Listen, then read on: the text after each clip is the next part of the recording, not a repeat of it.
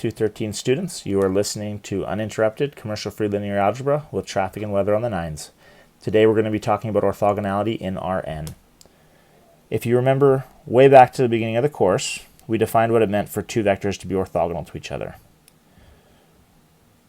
For example, given these two vectors here, we say that they're orthogonal to each other if their dot product is equal to 0.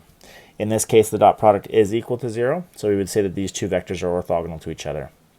So the picture you should have in your head is that whenever two vectors are orthogonal to each other, they meet each other at a right angle. So in some sense, orthogonality should correspond to this idea of vectors being perpendicular to each other. Now we know what it means for two vectors to be orthogonal. What does it mean for an entire set of vectors to be orthogonal? Well, we have the following definition. A set of vectors is said to be an orthogonal set if every vector in that set is orthogonal to every other vector in the set. So for example, if I give you these three vectors here, v1, v2, and v3, they form an orthogonal set because whenever I pick two different vectors from that set and compute the dot product, I see that I get 0. So v1.v2 is 0, therefore v1 and v2 are orthogonal. Likewise, v2 and v3 are orthogonal, and v1 and v3 are orthogonal. So orthogonal sets are important for a number of reasons. One of them is because whenever you take a set of non-zero orthogonal vectors, that set of vectors will always be linearly independent. Here's the theorem. A set of non-zero orthogonal vectors, v1, v2, up to vm, is linearly independent, and hence it forms a basis for whatever subspace it spans. All right, I want to highlight one word in the statement of the theorem, and this word is non-zero. Consider for a moment the following set of vectors.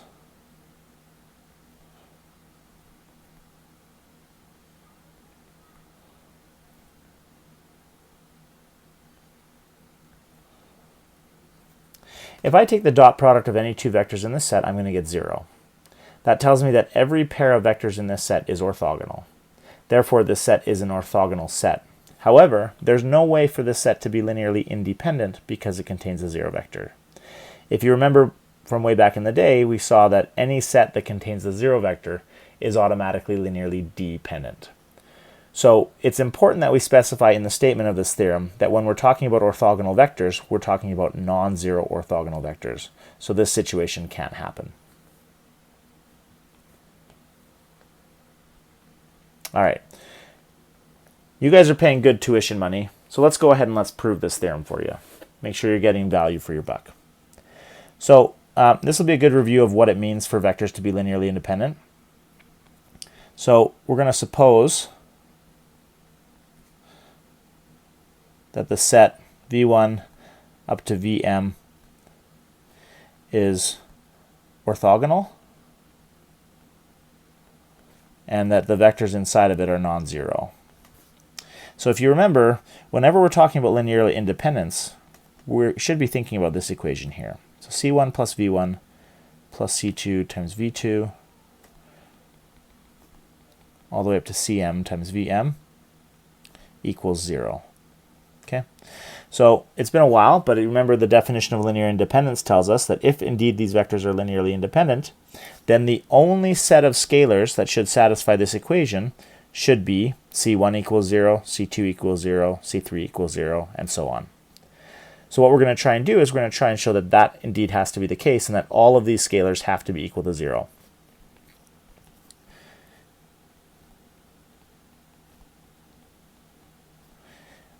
Instead of writing this proof out sort of in its most generality, what we're going to do is we're actually just going to show that c1 equals 0, but the argument that we show you is going to generalize, and you could use it to show that c2 has to equal 0, c3 has to equal 0, and so forth.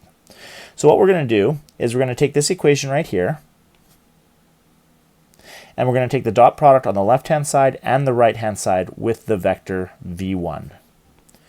So we're going to get v1 dot c1 v1 plus c2 v2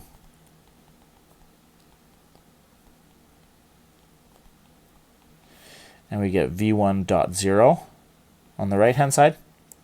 Now on the right hand side this is obviously just going to be 0 Anything dot the 0 vector is just 0. And on the left-hand side, what we can do is we can basically distribute this v1 in. Okay? So on the right-hand side, this is going to look like c1 v1 dot v1 plus c2 v1 dot v2 plus cm. Uh-oh, I didn't do really good planning, so I'm going to erase that. That's fine. We all make mistakes. v1 dot vm, and this is equal to 0. Now, you remember that our assumption is that the vectors v1, v2 up to vm form an orthogonal set. Therefore, if we look at this dot product right here, v1 dot v2, because v1 and v2 are orthogonal to each other, this will be equal to 0. Likewise, v1 dot v3 will be equal to 0, v1 dot v4, and so on, all the way up to v1 dot vm is equal to 0. And the only term that survives on the left-hand side is this term c1 v1 dot v1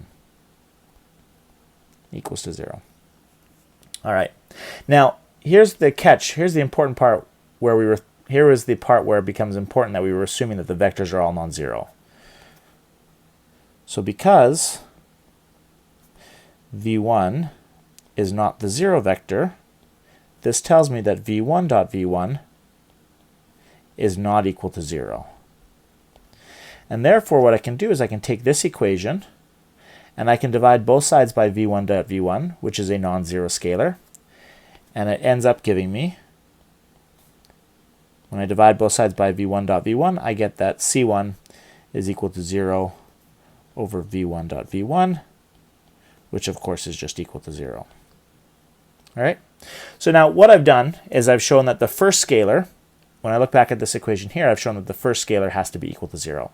Well, there's no reason I couldn't have done the exact same thing, but instead of using v1 right here, I could have used v2. That would have shown me that c2 is equal to 0.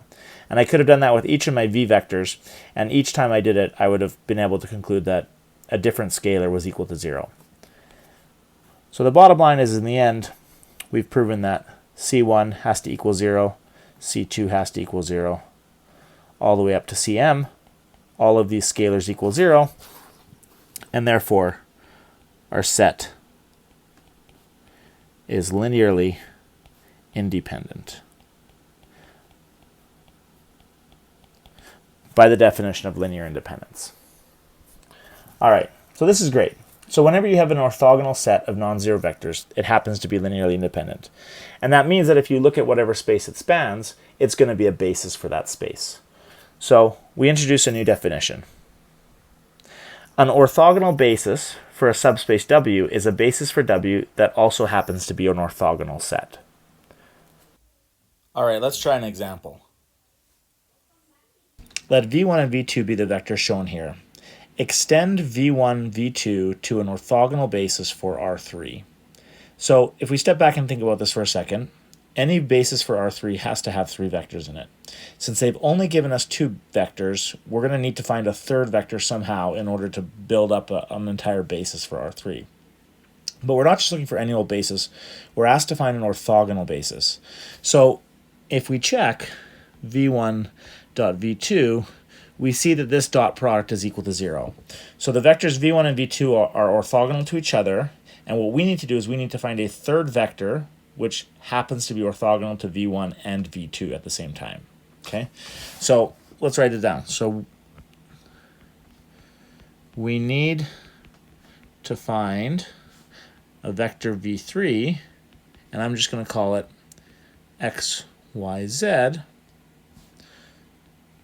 such that v1 dot v3 is equal to 0, and v2 dot v3 is equal to 0. Okay?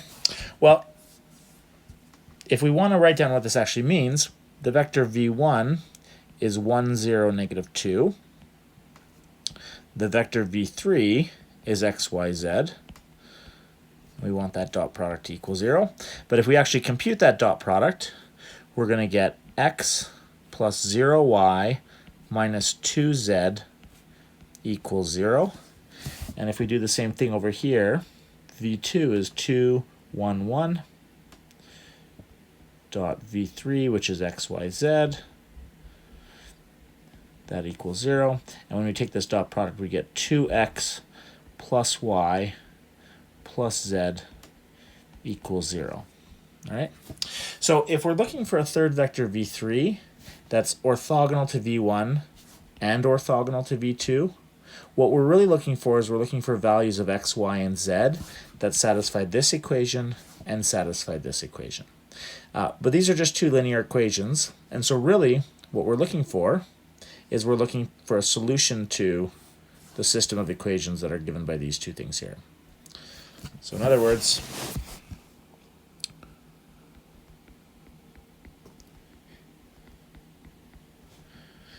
we need to find a solution to the system given by x minus 2z equals 0 and 2x plus y plus z equals 0. So we're smart individuals. We know how to set this up. We're going to write this down as an augmented matrix. 1, 0, negative 2, 2, 1, 1. And it's a homogeneous system, meaning there's zeros on the right-hand side. So when we row reduce this, let's do negative 2 times row 1 plus row 2. So it's going to give us 0, 1, 5, 0, 0. So if we read off that top line, it tells us that x minus 2z equals 0 and y plus 5z equals 0. Or in other words, x is equal to 2z, y is equal to negative 5z. And so therefore our vector v3 that we started with, which was x, y, and z, we can replace the x with the 2z. We can replace y with minus 5z. And then z stays the same. And when we pull the z out, we get 2, negative 5, 1. All right? All right. What this tells me is it tells me that I have freedom to pick z to be any scalar I want. And it'll give me a vector v3, which is orthogonal to both v1 and v2. I do have to be a little bit careful, though, because if I pick z to be 0, then that means that v3 will just be equal to the 0 vector. And anytime I have a 0 vector in a set, it means that set of vectors is not linearly independent, and hence it's not a basis. So because ultimately I want to get a basis for R3, I need to pick z to be something non-zero. So let's take, say, z equals 1. That'll give me v3, which equals 2, negative 5, 1. And if I want to kind of summarize what I've done, I've now obtained a set of vectors, v1, v2, and v3, which give an orthogonal basis for R3. Okay, now this is great news. Let's celebrate by drawing a little pink box around it. And of course, I guess maybe we've celebrated a little bit early. We should check our work. We should make sure that these three vectors are all orthogonal to each other. It turns out that they are. And of course, because they're non-zero vectors that are orthogonal to each other, it means that they have to be linearly independent, and therefore they're a basis for R3. Let's try another example. So this example asks us to find an orthogonal basis for the subspace W, where W is given by this thing here. In other words, W is the set of all vectors x, y, and z, which satisfy this equation.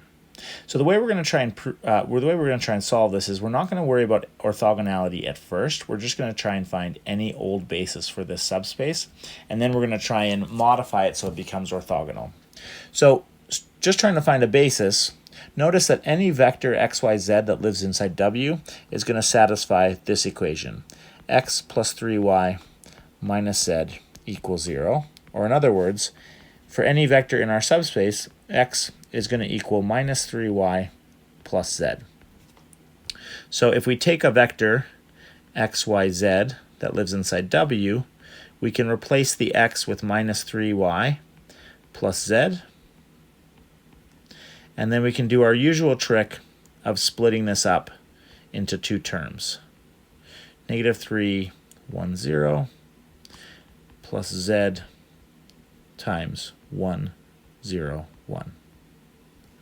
All right, what has this done for us? Well, we've been able to show that any vector in our subspace W can be written as some scalar times this vector plus some scalar times this vector. In other words, any vector inside W is a linear combination of the vector negative 3, 1, 0 and 1, 0, 1. So since any vector inside W can be written as a linear combination of these two vectors, what this is telling us is in fact that the subspace W that we started with is equal to the span of these two vectors here.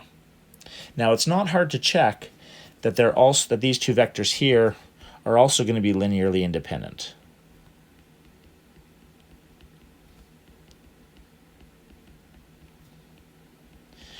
And so since they span W and they're linearly independent, that tells me that these two vectors form a basis for W.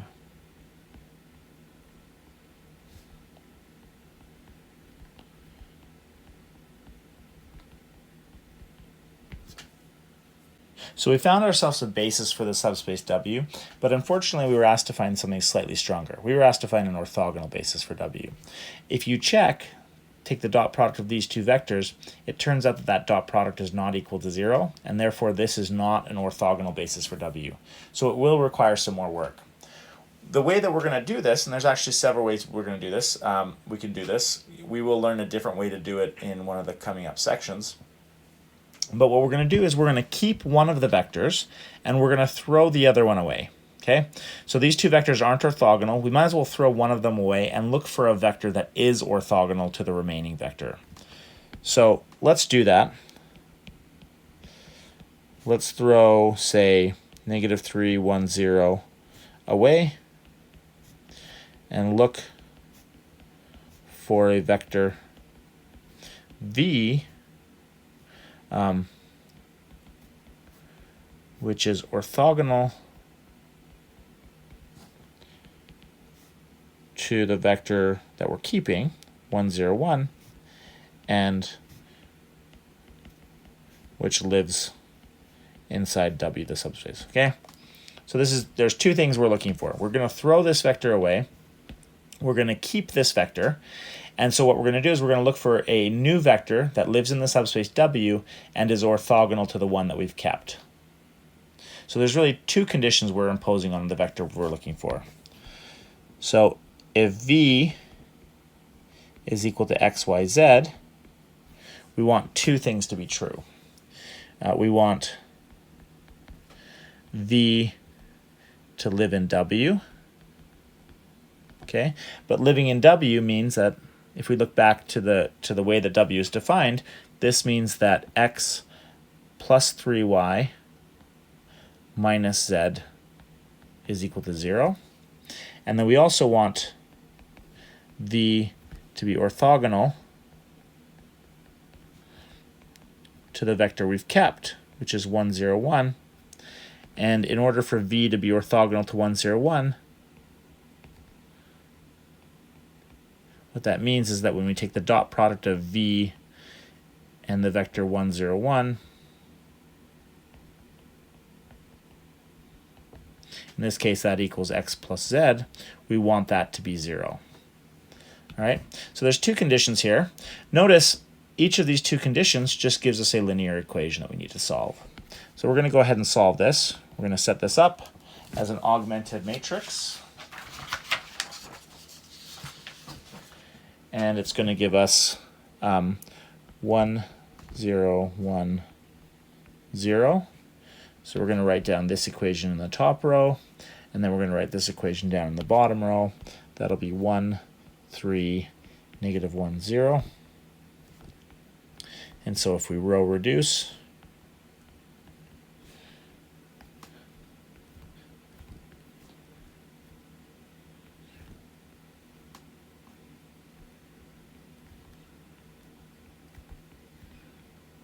we should get something like that.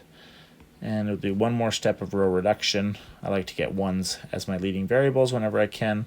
This will give me 0, 1, negative 2/3, 0.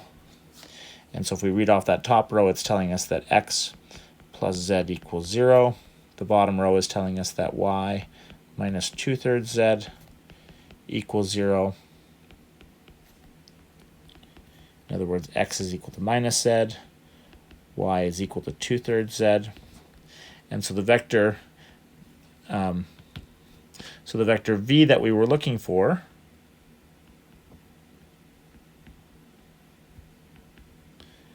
is actually negative z, 2/3 z, and z.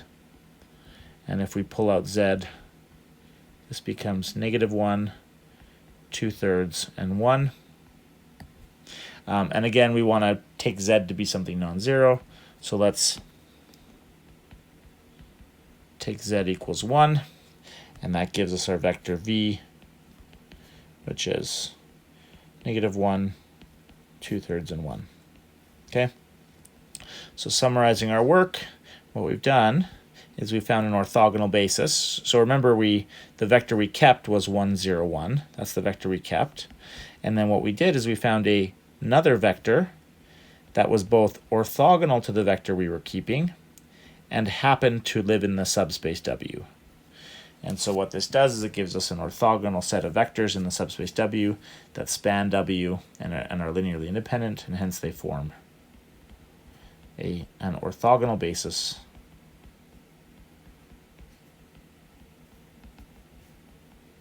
for W.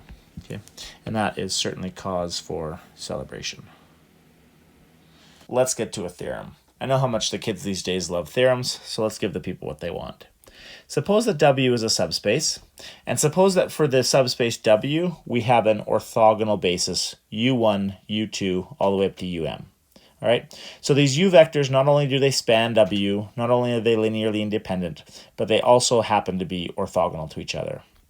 Now, anytime you have a subspace and a basis, then if you pick a vector, say y, from the subspace, you can always express it as a linear combination of the basis vectors. That's true for any subspace. Now, typically, if you want to figure out what these scalars C1, C2, up to Cm are, what you'd have to do is you'd have to set up an augmented matrix or set up a system of equations, and you'd have to solve for those coefficients.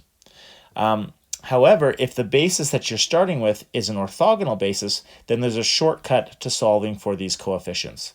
And the shortcut is just given by this formula here. Right? So the coefficient Cj is just given by taking the vector y and dotting it with the uj basis vector, and then dividing that by uj dot uj. So what this means is that if you want to figure out what the coefficients in the linear combination are, if the basis you're starting with is orthogonal, you can solve for them using the dot product and using this formula pretty easily. So why is this theorem true? Well, if you start off with the vector y, so we're starting off by assuming that our vector y is written as a linear combination of the basis vectors u, then what we can do is we can take the dot product on both sides of this equation with the vector u1.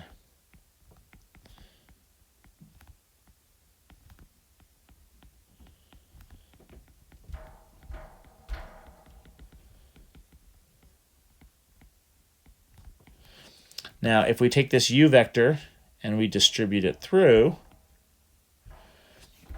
what we're going to see is on the right-hand side, we're going to get C1, oops, that's U1. We're going to get C1 times U1 dot U1 plus C2 U1 dot U2 plus all the way up to Cm u1.um. All right. And just like that proof we saw earlier today, remember that because we are assuming that our vectors u1 through um are orthogonal to each other, what this tells me is it tells me that u1.u2 is 0, u1.u3 is 0, and so on, all the way up to u1.um will be 0. What this leaves us with then is on the left-hand side, we have u1.y, and on the right-hand side, we have c1 times u1.u1. And remember, our goal is ultimately to be able to find a formula to solve for these coefficients. So in the case of c1, we're almost there. The only thing we have to do is divide both sides of this equation by u1.u1. And if we do this, we get u1.y on the top, and on the bottom we get u1.u1. All right. Now just should mention, why am I allowed to divide by this on both sides? Well, certainly u1.u1 is a scalar, and also it has to be non-zero since the vector u1 is not equal to the 0 vector.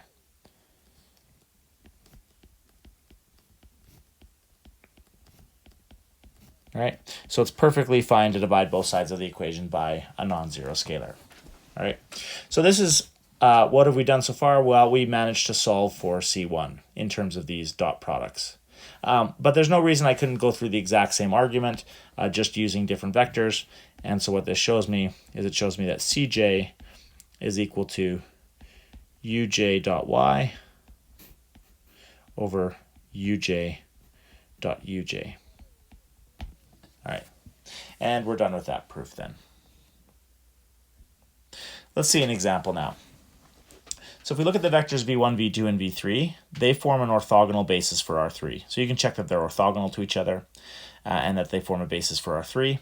So let's go ahead. Here's a vector y. Let's find the coordinates of this vector y relative to the basis b.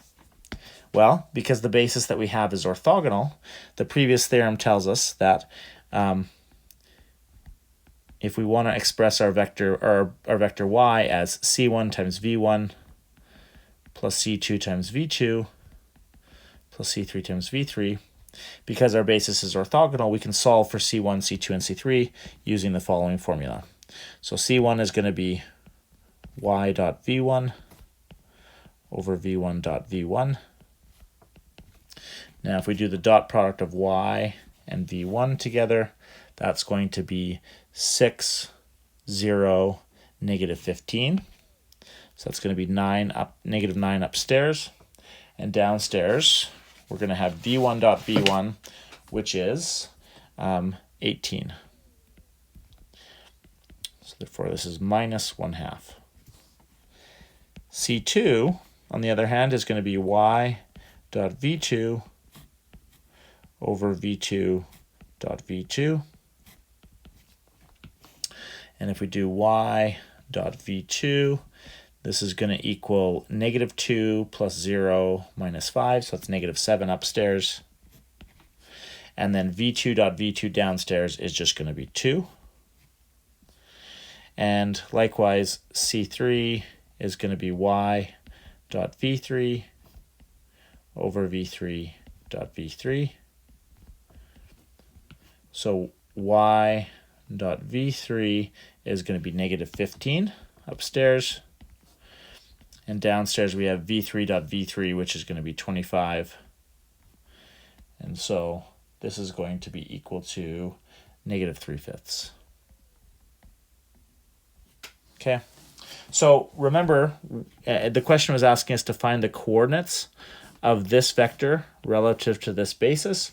So if we remember back from chapter 3, the coordinate vector of y relative to the basis b is just the vector you get by taking all of these coefficients and plugging them into the vector. So our coordinate vector is going to be negative 1/2, negative 7/2, and negative 3/5. orthogonal bases are nice. If you think back to the olden days, if we'd have wanted to solve for the coefficients C1, C2, and C3, we would have had to set up a system of equations and then row reduce an augmented matrix. Now, because we're dealing with an orthogonal basis, we're able to solve for these coefficients directly. So that's pretty nice. There also happens to be one way that we can make our bases even nicer, and that involves what's called an orthonormal basis, which we'll talk about now. So we say that a set of orthogonal vectors, v1 through vm, is orthonormal if each of the vectors also happens to be a unit vector. So we're assuming two things here. Our set will be called orthonormal if first, each of the vectors happens to be orthogonal to the other vectors, and second, each of the vectors is a unit vector. So for an orthonormal set, we're really assuming two things. First, we're assuming that each of the vectors v1 through vm is orthogonal to each of the other vectors.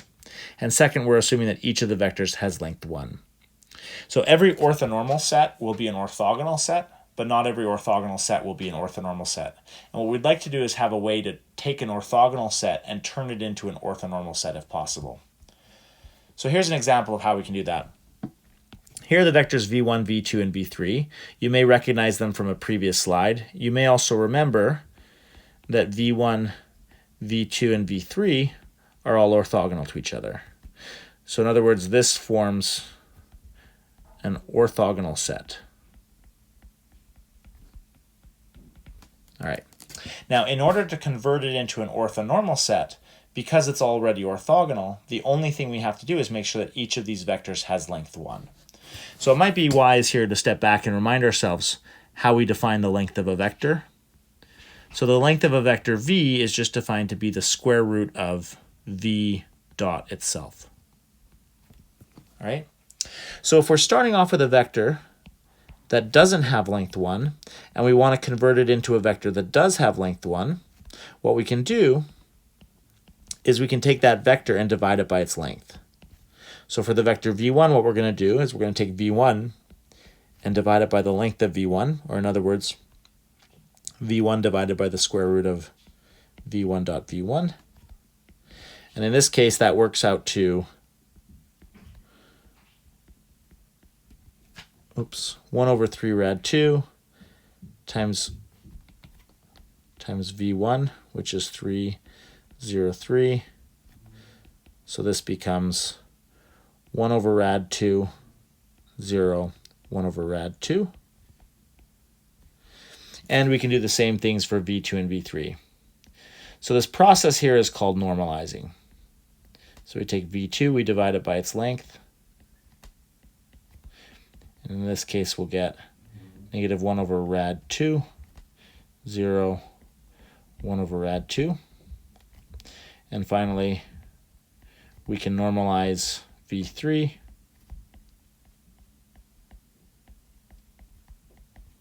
And we end up with 0, negative 1, 0.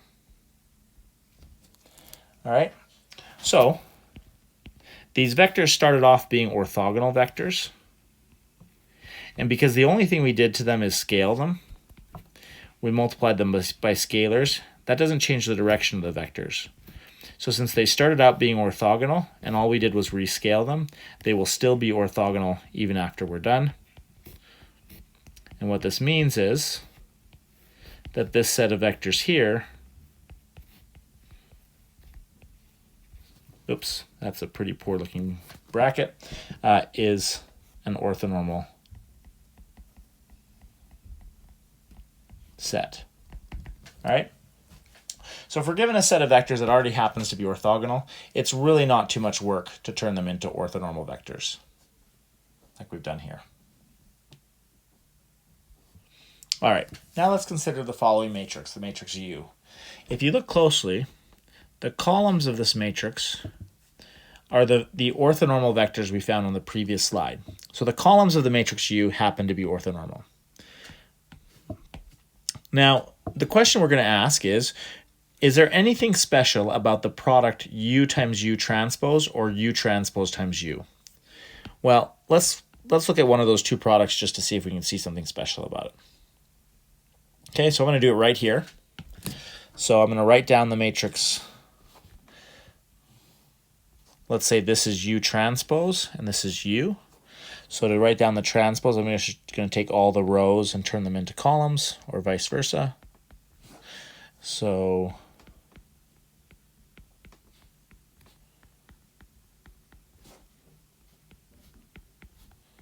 all right, so I have U transpose over here, and I have U right here, and I want to know what the product of these two matrices is, okay? Now, when I do matrix multiplication, there's a few ways to think about it. The way that I think about it is I say, well, if I want to know what's going to go in this spot, what I'm going to do is I'm going to take the first row of the first matrix, and I'm going to do the dot product with the first column of the second matrix. Now, if we think carefully here, remember the first row, let me do that again, okay? Remember, the first row of this matrix is really just V1. The first column of this matrix is also V1, and since I'm taking their dot product and the vector V1 has length 1, I'm going to get a 1 right here, okay? Now, if I want to know what goes in this spot, I'm going to take the second row of this matrix. I'm going to take the first column of this matrix, and I'm going to do the dot product. But the second row of this matrix is V2. The first row of this matrix is V1. And since these vectors were orthogonal to each other, when I take the dot product, I get 0. Let's do another one or two here. So if we want to know what goes in this spot, I'm going to take the third row of the first matrix, the first column of the second matrix. This is V3. This is V1 again. And since I'm taking the dot product of V1 and V3, and we're assuming that those are, or we're not assuming, but we know that those are orthogonal vectors, that's going to give me 0. And maybe let's just do one more. So if I'm looking for the vector, or the scalar that goes in this spot, I'm going to take the second row. I'm going to do the dot product with the second column. Now this is V2. This is also V2. And since V2 has length 1, when I do the dot product of V2 with itself, I just get a 1 here. Now, you can probably see what's going to happen. Essentially, because my vectors are all orthogonal to each other, and because they all have unit length, when I multiply U transpose times U, I'm just going to get the identity matrix. Now, the reason this happened, essentially, was because the matrix we started with, U, had orthonormal columns. So let's summarize this in a theorem. An m by m matrix U has orthonormal columns if and only if U transpose times U is equal to the identity. So this theorem here is true for any shape of matrix. It doesn't have to be square. And what it's saying is that if you give me a matrix that has orthonormal columns, then I can take U transpose times U, and it will always equal the identity matrix.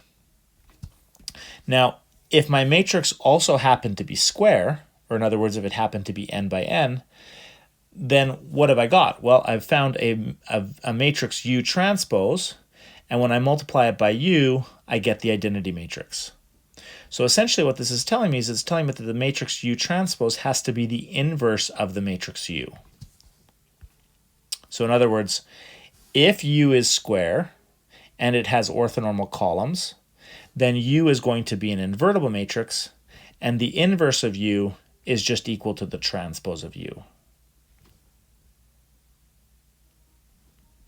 So in this case, when U is a square matrix with orthonormal columns, we say that U is an orthogonal matrix.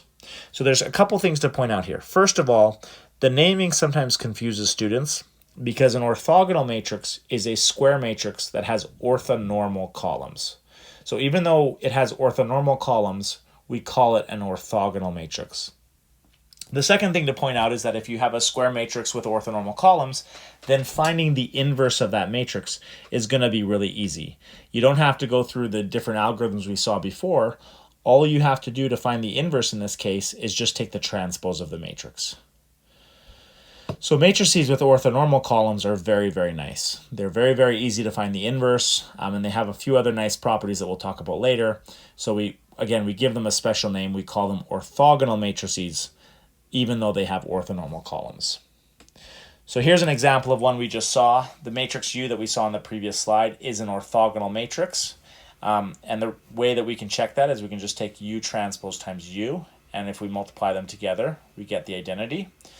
So this tells me that my matrix U is invertible, and the inverse of U is just the transpose.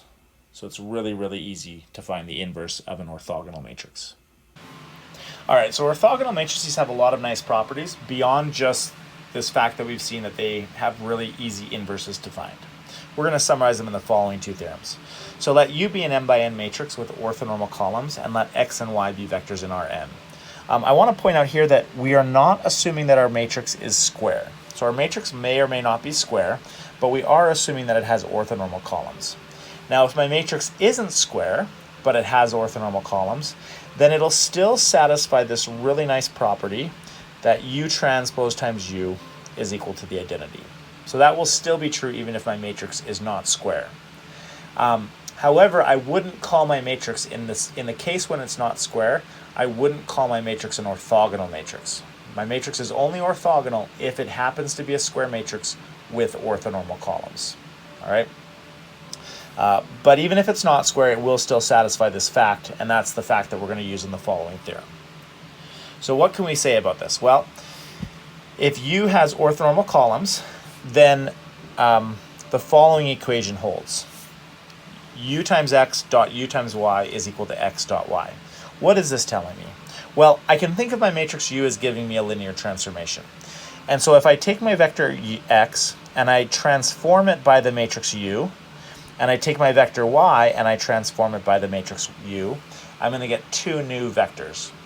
But what this equation is telling me is that the dot product of these two new vectors is equal to the dot product of the original two vectors.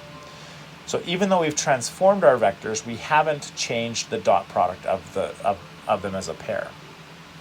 The second fact is related. Second fact is related. I can take a vector x, I can transform it by the matrix U, that'll give me a new matrix, that'll give me a new vector, but the length of that new vector is the same thing as the length of the old vector. So in other words, the linear transformation defined by the matrix U takes vectors of length 3 and sends them to vectors of length 3, or vectors of length 2 and sends them to vectors of length 2, and so on. The final fact is related, and what it's telling me is that if I start off with two vectors x and y that are orthogonal to each other, and then I transform them using the matrix U, what's going to happen is I'm going to end up with two new vectors that also still happen to be orthogonal to each other. Now, these facts are not true for any old matrix. It really is important that the matrix we're thinking about has orthonormal columns. So let's. So what are these facts telling us? Is remember, if you think back to chapter 1, remember the dot product is telling us something about the angle between vectors, and so what this is telling us, what this theorem is showing us, is that because a matrix U that has orthonormal columns doesn't change the dot product. Essentially, what we should think of this geometrically as telling us is that the linear transformation defined by the matrix U preserves lengths and angles. It doesn't change the angle between two vectors. It doesn't change the length of a vector. It preserves these features of our vectors. So in other words, orthogonal matrices preserve lengths and angles. Now I say orthogonal matrices here, but this fact is really true for any matrix with orthonormal columns, even though it might not be square. All right. So let's prove these facts. We're going to prove fact 1. It's pretty straightforward to prove. Once we know that the dot product is preserved, well, remember, the length of a vector is just defined in terms of a dot product. So if the dot product doesn't change, then our length isn't going to change either, because our length is just defined in terms of the dot product. And likewise, property 3 is also going to follow pretty easily from property 1. So let's focus on just proving the first property. So if U has orthonormal columns, okay, then the fact we're going to use is that U transpose times U is equal to the identity. So let's look at the left side of this equation, Ux dot Uy. Now, a fact that we're going to use quite a bit from now to the end of the course is this fact that I think we pointed out in chapter 3, and that is that anytime you have a dot product, you can rewrite it as matrix multiplication by doing the following. So instead of taking ux dot ui, that's the same thing as ux transpose times uy, where now the multiplication we're doing is matrix multiplication. All right? So from here on out, it's just using properties of transposes that we know. So if we want to bring the transpose in, you'll remember that we have to swap the order. So we can kind of distribute that transpose through, but it requires that we swap the order of the u and the x.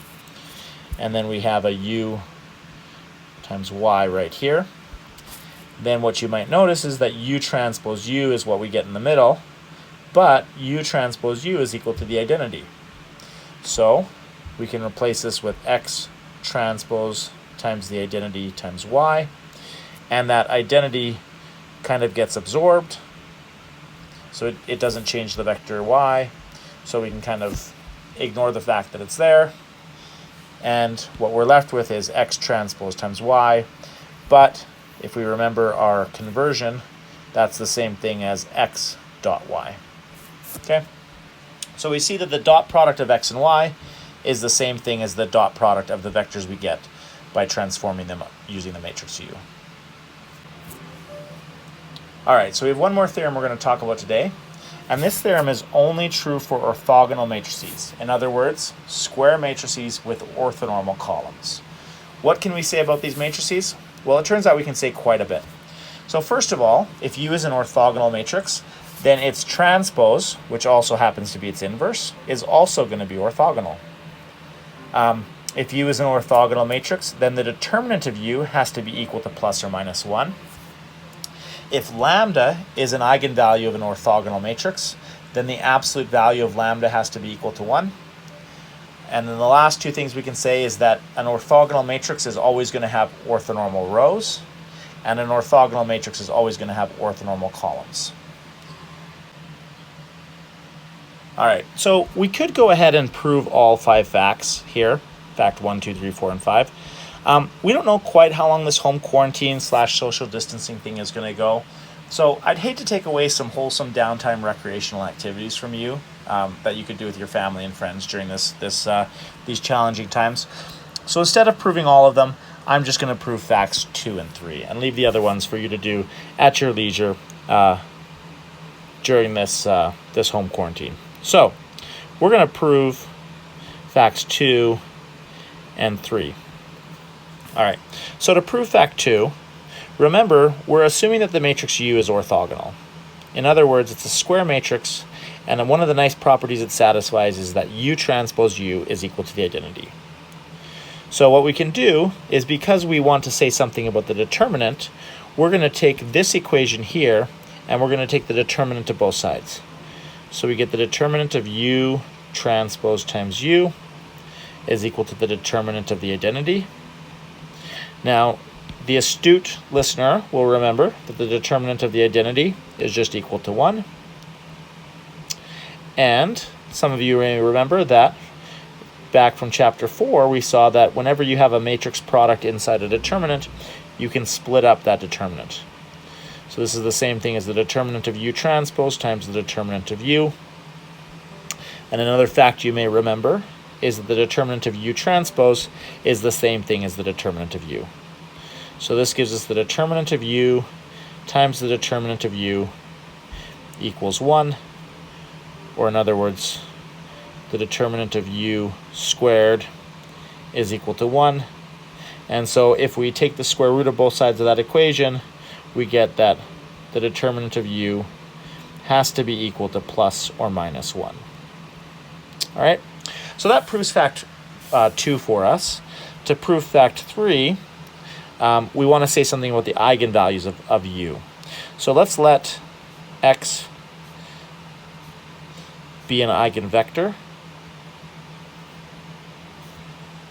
of the matrix U with eigenvalue lambda. All right, well, what does this tell me? It tells me that U times x is equal to lambda times x. That's the definition of being an eigenvector with eigenvalue lambda. So let's try and use some facts that we have at our disposal. One fact that we have at our disposal that we just proved is that the length of the vector x is going to be the same thing as the length of the vector u times x. Now this isn't true for any old matrix, but it is true, as we saw on the last slide, for matrices that have orthonormal columns.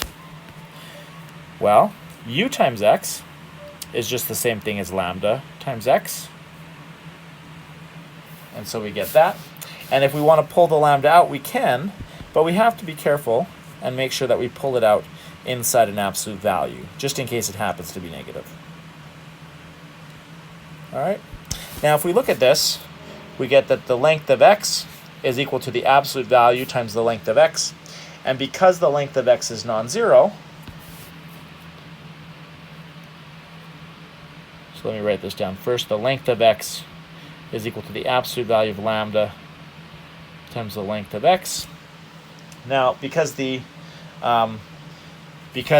x is an eigenvector, and remember, eigenvectors are always non-zero, the length of x is not equal to 0. Cross that out. And so therefore we can divide both sides by the length of x, and we get that the absolute value of lambda is equal to 1. And that's what we were trying to prove. All right, that does it for section 5.1. We'll see you all back here for 5.2. Remember, if you like what you saw, smash the like button.